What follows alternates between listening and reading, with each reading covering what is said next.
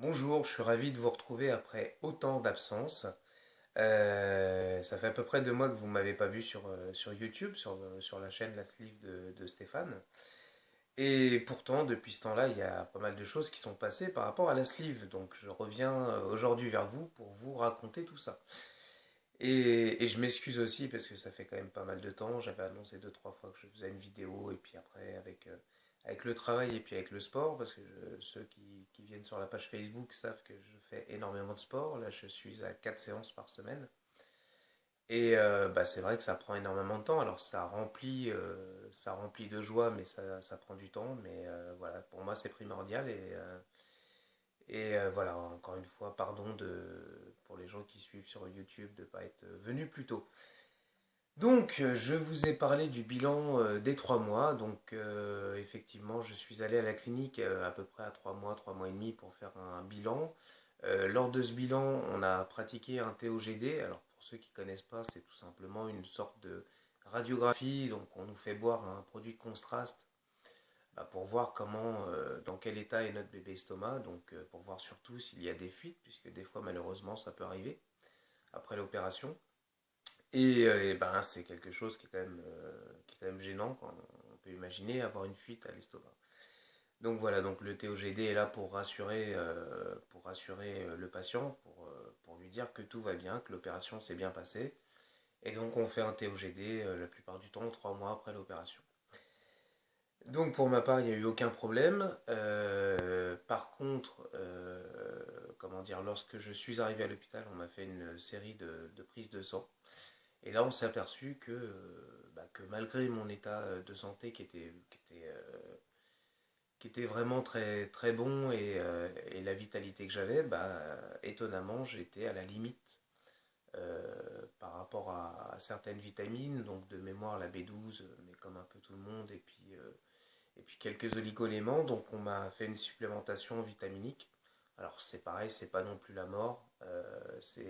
Pour ma part, ça correspond à deux comprimés de compléments vitaminiques et d'oligo-éléments le matin et un petit comprimé d'acide folique le soir. Donc voilà, c'est pas non plus la mort. Rajouté à ça, j'ai quand même deux gélules de vitamines. Donc il y a la B12 et il y a une autre vitamine, je sais plus exactement laquelle, mais voilà, c'est une ampoule par mois. Et puis pour la vitamine B12, c'est une ampoule toutes les 3 semaines. Donc c'est vraiment pas du tout astreignant, mais je profite de cette vidéo pour dire à tous les slivés et les bypassés de vraiment faire attention lorsqu'ils ont un examen sanguin, de le faire, puisque tout simplement c'est à ces moments-là qu'on s'aperçoit si on n'a pas des difficultés par rapport à l'apport vitaminique, etc. On sait très bien qu'après une sleeve ou un bypass, on mange plus comme avant. Alors heureusement, puisque, alors pareil, je parle vraiment pour ma part, ce que je mangeais avant était vraiment trop, c'était trop et en trop grosse quantité, mais ça j'ai pu m'en apercevoir dès le début de mon opération et je m'en aperçois encore plus maintenant avec le temps passé. Donc vraiment, si cette vidéo peut servir à ça, qu'elle serve à ça. À tous les amis slivés bypassés, vraiment faites les examens sanguins quand il le faut, en temps et en heure, pour voir exactement à quel niveau vous êtes et si vous n'avez pas des carences, que ce soit en vitamines ou en oligo-éléments, mais voilà, c'est vraiment très très important. Par contre, justement, on parlait de l'apport de la nourriture, effectivement, après 4 mois, 4 mois et demi, on mange un peu plus qu'à 2 mois. Hein, ça, c'est logique. L'estomac commence à s'adapter encore un peu plus et à grossir un petit peu plus depuis l'opération.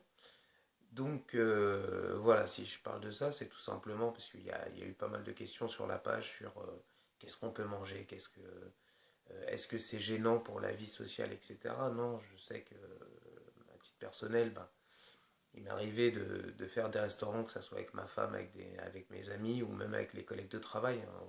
Je fais un travail où souvent on va au restaurant une fois, voire 2 fois par semaine.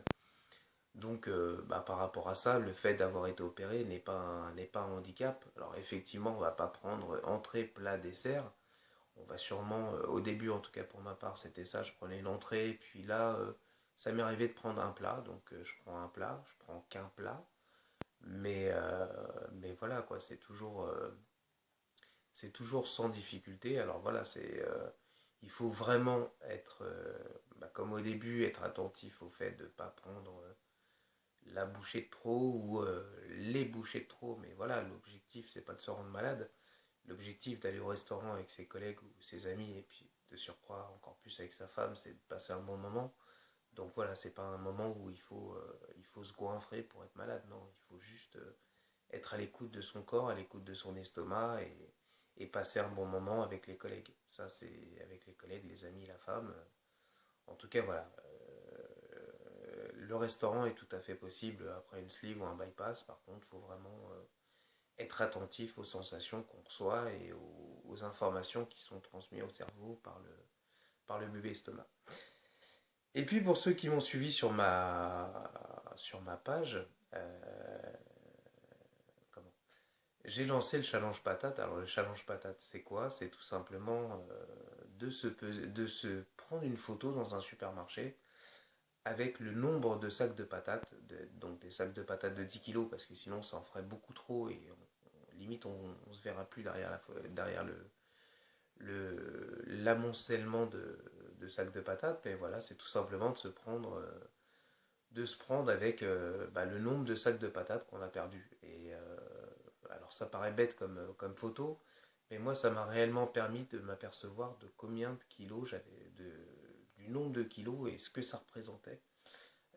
Parce que voilà, à 4 mois j'ai perdu l'équivalent de 40 kilos.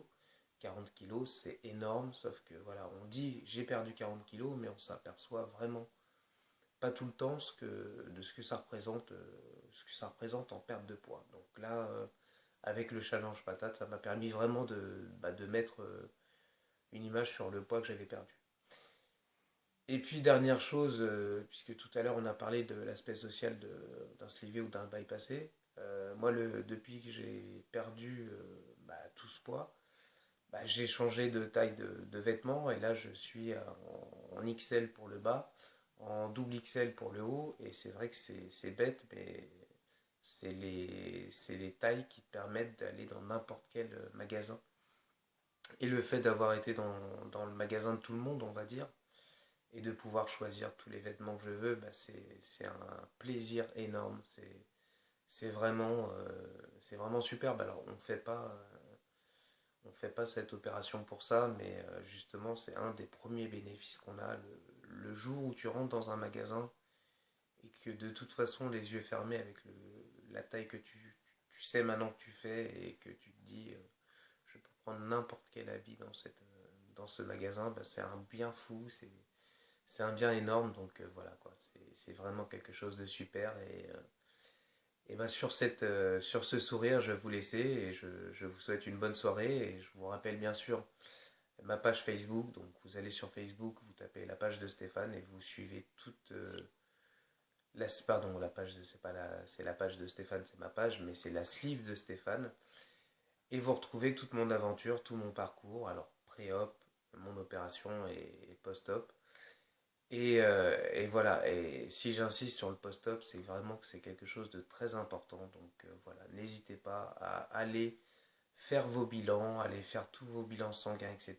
Vos bilans qui a lieu dans les 3, 6, 12 et 18 mois après l'opération. C'est vraiment quelque chose de très important. Donc voilà, je vous laisse là-dessus et je vous souhaite une bonne soirée et je vous dis à très bientôt. Au revoir.